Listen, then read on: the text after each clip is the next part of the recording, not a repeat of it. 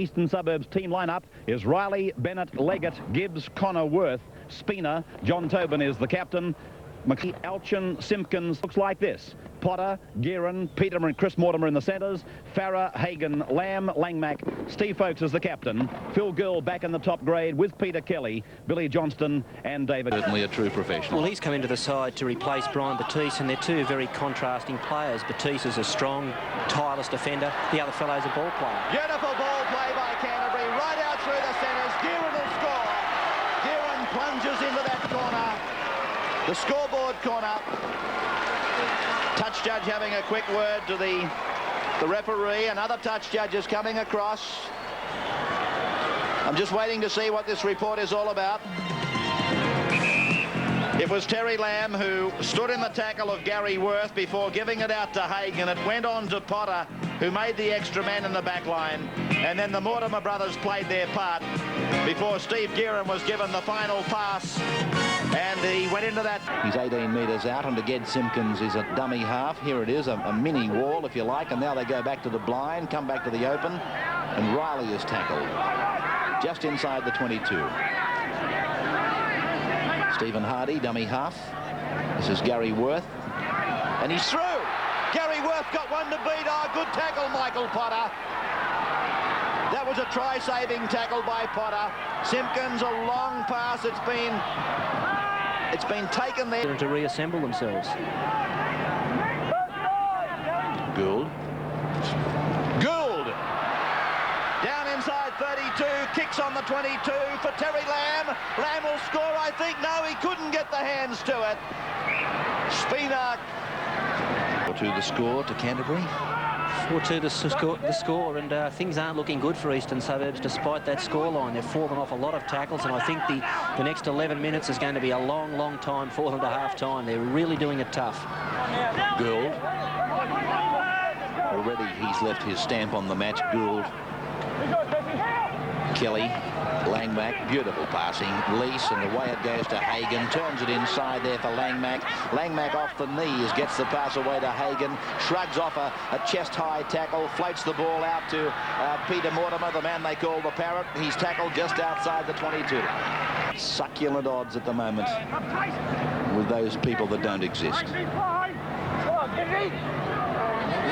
Punters would know what I mean. That was a good tackle on Potter. Gibbs it was. He's a tough man, Gibbs.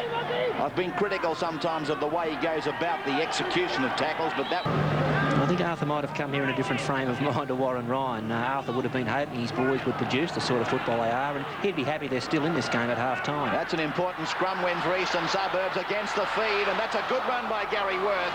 And I'm sure in this set of six they'll do it again, and the players we can look for are fellows like Phil Gould. He's an excellent reader of play, a good organiser. He's got excellent hands, and he'll be trying to initiate something for his runners.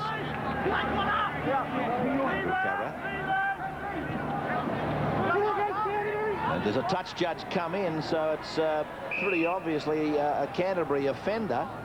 Mike McLean has gone down on the 22. And it was Andrew Farah who was involved in the play. I remember McLean tackling Farah. There seemed to be a bit of resentment from Farah. Here's the tackle. Farah went in and McLean went for him. It looked like there might have been a little bit of a forearm in it. The penalty's been given to East, and it's against that man at the back of your screen there, if I can use that way of describing it, Andrew Farah.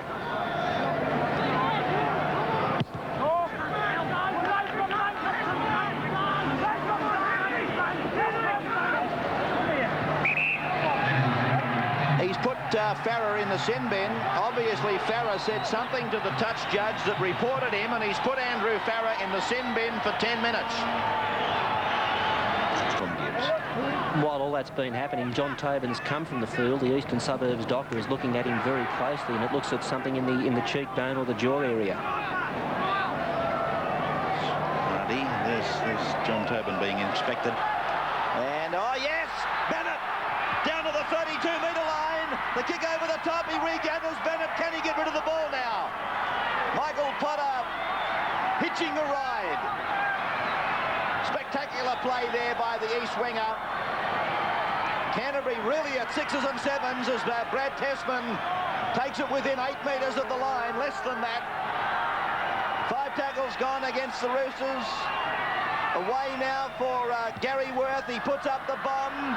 Some pressure here for a front rower. No, it's no try. It came off one East player to another in front of him. Of course, one of the players who's unable to play while the Kangaroos or the Australians are in New Zealand. And a short ball, and Gary Worth almost through. He was felled by a desperate ankle-tapping tackle by Terry Lamb. This is Michael Alchin away from Chris Mortimer's high tackle. He got a good pass away, though, through Connor. It's with Simpkins, taken by the front rower Gillespie and the hooker Johnston. 5 tackles gone now for Eastern Suburbs. They'll probably put the bomb up, or maybe the drop goal. He's gone for the drop goal, and he's got it. He's got it. Who was it? Todd Riley.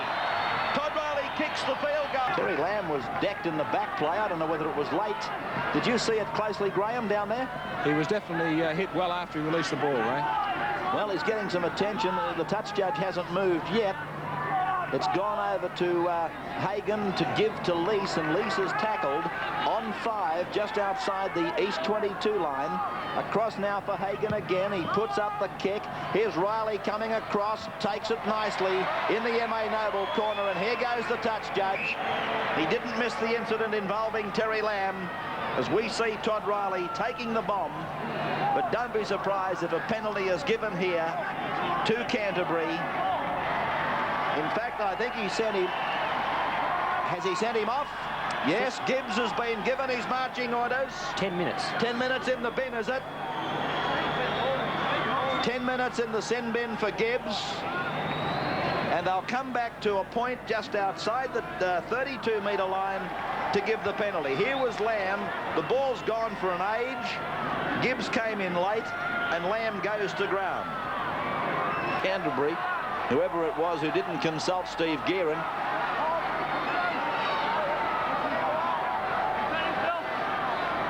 apparently the orders came from the bench to kick for line. I guess they're weighing it up on the fact that he wouldn't have got it dead if he had have missed it. Here's Farah, 2 metres out. Johnston is a dummy half. Wide out there for Jim Lease, and Lease is tackled 8 metres out from the line. Eastern Suburbs trailing by a point. Lamb, away it goes to Hagan. Oh, beautiful ball by Hagan to Langmack to Peter Mortimer. He gets the pass away for Terry Lamb, and that's a great try. That's a beautiful piece of work by Canterbury. Whether you follow the Bulldogs or not, I'll tell you what, there was some... We're having a good kicking game first off, but Canterbury Bankstown have come back pretty hard, and they seem to have managed to score the points that need the win for this evening. This is Leggett.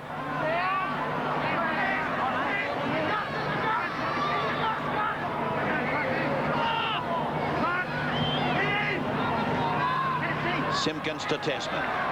Tessman, a big run outside the 32. Now he's looking for support in vain. Bad support from Eastern Suburbs.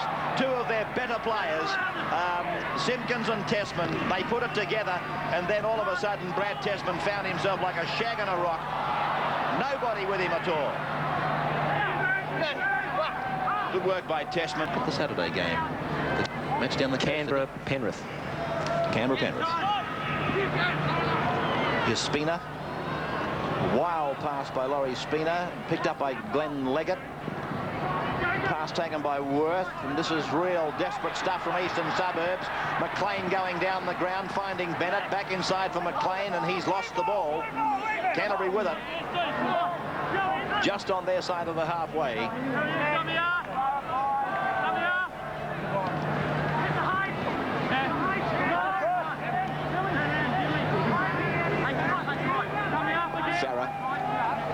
Gillespie.